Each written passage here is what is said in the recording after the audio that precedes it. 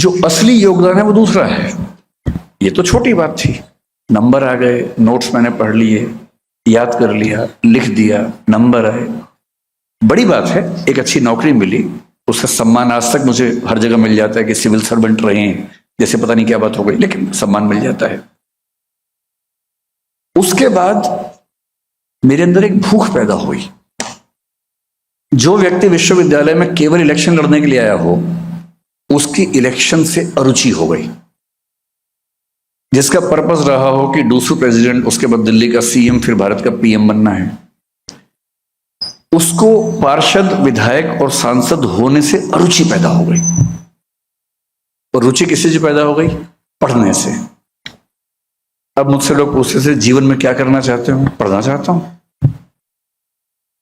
मैंने यूपीएससी में 2-3 विषय सिर्फ इसलिए बदले कि इसी बहाने इसे पढ़ लूंगा। हालांकि ऐसा करने से मेरी सफलता और मुश्किल होती गई, पर चाहिए किसको थी? नहीं चाहिए थी। समाजशास्त्र पढ़ा, दिमाग खुल गया। फिलॉसफी पढ़ा, दिमाग खुला। पॉलिटिकल साइंस पढ़ा, बाद में एलएलबी किया, लॉ किया, सब कुछ पढ़ने का मन किया। आज भी पढ़ता हूं।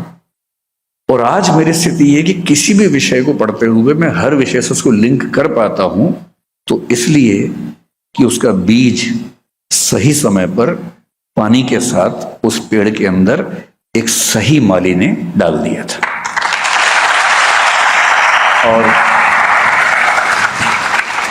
ये तो संयोग की बात है कि मैं जिस जमाने में 40-45 का हुआ, उस जमाने में यूट्यूब आ गया, और सर जिस जमाने में हुए तब यूट्यूब नहीं आया था। इतनी सी बात है।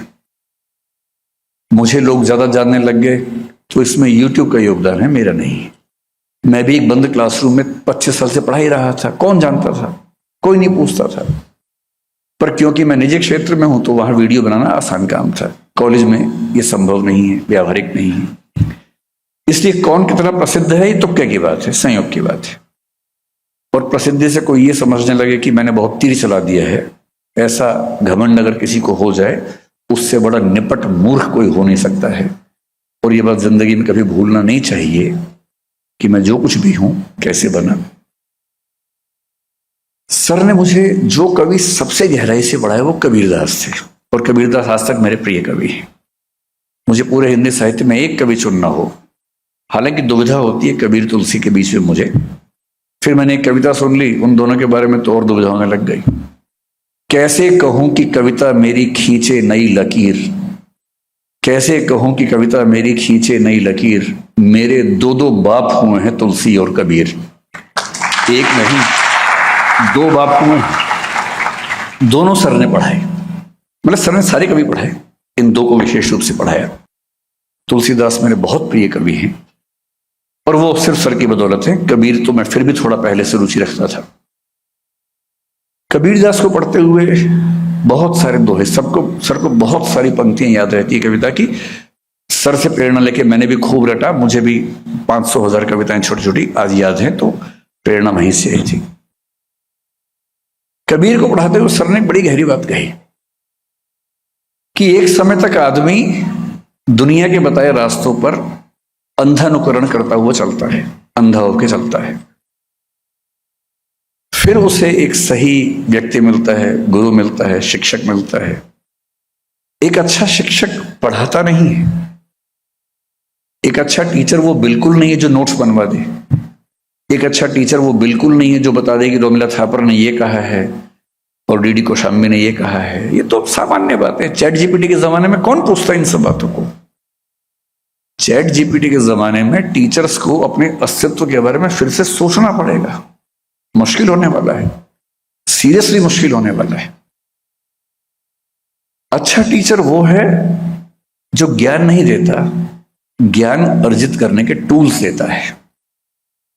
कि ज्ञान खुद सीखना है, कैसे सीखना है ये मैं सिखाता हूं। और तब सर ने एक दोहा सुनाया कबीरदास का, जो आज तक मेरे सबसे प्रिय दोहों में से एक है। पीछे लागा जाई था लोक वेद के साथी। कि लोक समाज जो कहता है और वेद जो कहते हैं, मैं उसके पीछे पीछे अंधा होकर चल रहा था। पीछे लगा जाई था लोक वेद के साथी, आगे तैं सतगुर मिल्या दीपक दिया हाथी। आगे से सतगुरु मिला, उसने मेरे हाथ में दीपक दे दिया। ज्ञान नहीं दिया, किताब नहीं दी, दीपक दिया। और बुद्ध के भाषा में कहा, अप दीपो भव, अपने प्रकाश स्वयं बनो, अपने प्रकाश की तलाश खुद करो। तब मुझे लगने लगा कि जिन बने बनाए रास्तों पर मैं चल रहा हूं, उससे पहले मेरी विचारधारा एकदम निश्चित थी। मैं आरएसएस का कट्टर समर्थक था, घोषित मेंबर नहीं था, लेकिन समर्थक था। अयोध्या आंदोलन में मुझे जाने की बड़ी इच्छा थी, मैं जा नहीं पाया, बड़ा दुख था मुझे इस बात का। बाकी कई दोस्त गए थे, मैं नहीं जा पाया था। और मैं जानबूझ के सब बातें सच बोलता हूं, ताकि झूठ क्यों बोलूं, मुझे झूठ बोल के क्या मिल जाएगा, मैं ऐसा था। फिर जब मैं विश्वविद्यालय में पढ़ने लगा, मैं वामपंथी हो गया ठीक ठाक। मैं किसी काडर में नहीं गया, मैंने सीपीएम सीपीआई में या आईसा में, या उस समय एक एआईएसएफ भी थी, यहां पर दिशा छात्र संघ चलता था, डीएसयू पीएसयू, कई स्टूडेंट बॉडीज चलती थी। मैं किसी का मेंबर कभी नहीं बना। पर मुझे उन लोगों से बात करके और समाजशास्त्र पढ़ के, मार्क्सवाद पढ़ के बड़ा अच्छा लगने लगा। मैं इधर से भाग के उधर चला गया, अब मैं ये हूं।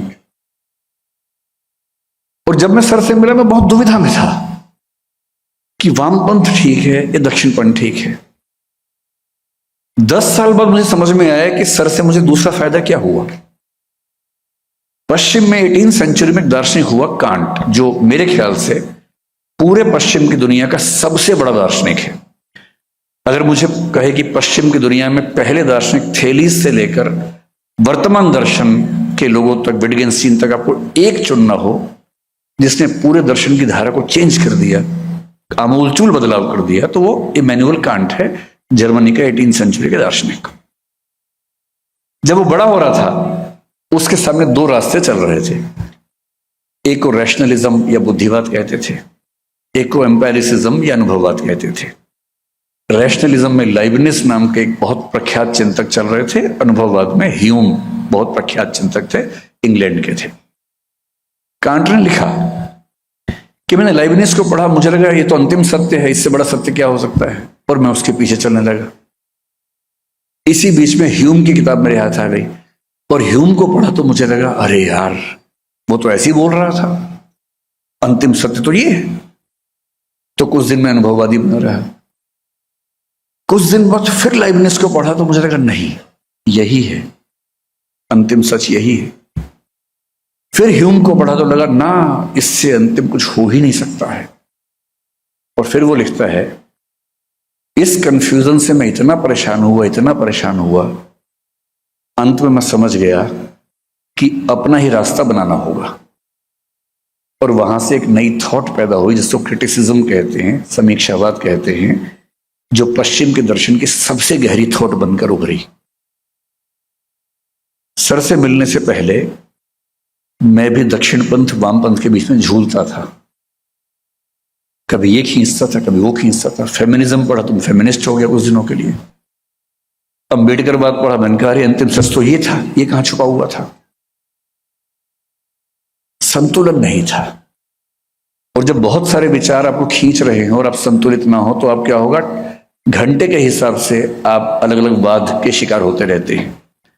सुबह आप संघवादी थे, शाम को मार्क्सवादी हो गए हैं, दोपहर को फेमिनिस्ट होते हुए निकले हैं, रात को किसी से बात हुई अम्बेडकरवादी हो गए थोड़ी देर के लिए।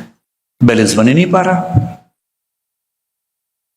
सर के अंदर जो बात मुझे सबसे अच्छी लगती है वो ये कि मैंने पहली बार किसी को देखा जीवन में कि कोई व्यक्ति कार्ल मार्क्स के बारे में बात करते हुए उतना ही सहज जितना सिगमंड फ्रॉइड पे बात करते हुए, जितना चार्ल्स डार्विन पे बात करते हुए, उन सबकी किताबों का रेफरेंस देके उनकी थॉट्स पर बात करना। मुझे लगा कि जब तक मैंने दुनिया को पढ़ा ही नहीं, तब तक किसी एक रास्ते पर चल के हीरो बनना कि यही सही रास्ता है, कितनी बड़ी मूर्खता है। और उस दिन से आज तक मैं ऐसी किसी भी मूर्खता से बचा हुआ हूं। मैं किसी विचारधारा का समर्थक नहीं हूं, ना होऊंगा। मैं विचार लेके चलूंगा, धारा में नहीं बहूंगा। और विचार के साथ जीना है, धारा में नहीं बहना है। ये बुनियादी समझ उसी पानी के गिलास में थी जिसको सर ने कहा कि बरगद में डाल दिया था। वहीं से